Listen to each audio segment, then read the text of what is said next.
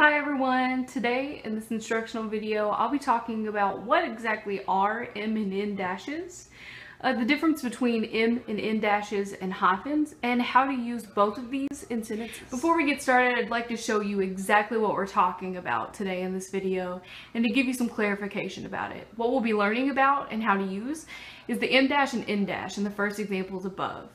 I just wanted to show you the difference between the M dash, N dash, and hyphens.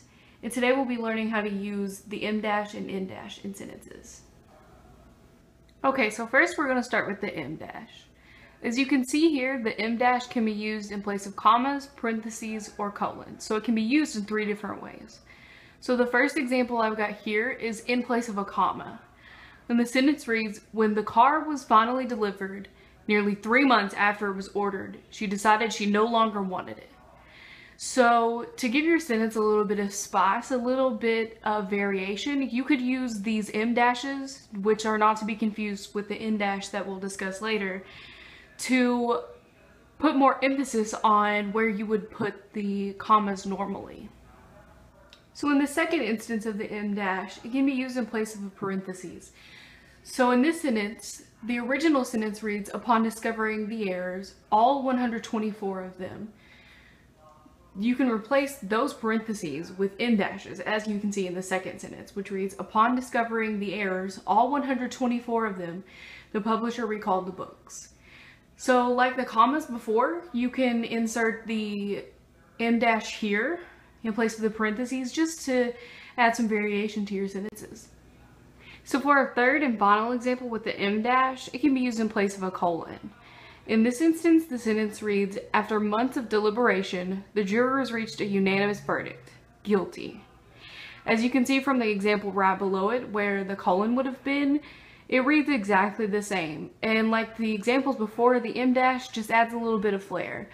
Shows your readers that you know what you're doing as far as punctuation is concerned. So now we'll move on to the N dash. The N dash can be used in 4 ways, unlike the M dash. In the ways that it can be used, span or range of numbers, scores, conflict or connection, and compound adjectives. So for the first example, in a span or range of numbers, as you can see here, 2010 to 2011 football season, or from chapters 8 through 12. As you can see, the N dash is slightly smaller than the M dash, and it's typically used in place of words such as to or through, such as in this case. In the second example of the N dash, it can be used in scores. So the first example reads, the vote was 62 to 38. And the second, UCLA beat USC 28 to 14. Again, this is smaller than the M dash and is used here as well to represent words such as to. So in the third example of the N dash, it can be used in conflict or connection. So for the first example I have here, it's used in conflict, as in the liberal-conservative debate.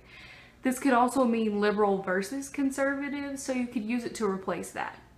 In the second example, it's the Los Angeles-London flight, and it's used in connection here. It's used to show that the flight is going from Los Angeles to London.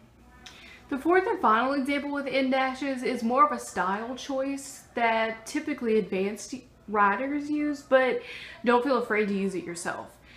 That fourth example is in a compound adjective. So the examples I have here are with a hyphen, which is not to be confused with either the M dash or the N dash. And for the hyphen example, it reads post-Clinton. As you can see, the hyphen is slightly smaller than the N dash below it. And the N dash example reads post-New Deal. As you can see, obviously there's a size difference, but this is more of a style choice. It doesn't really serve a purpose, so feel free to use it if you'd like. Thanks for watching, everyone. I hope you found this video helpful and insightful.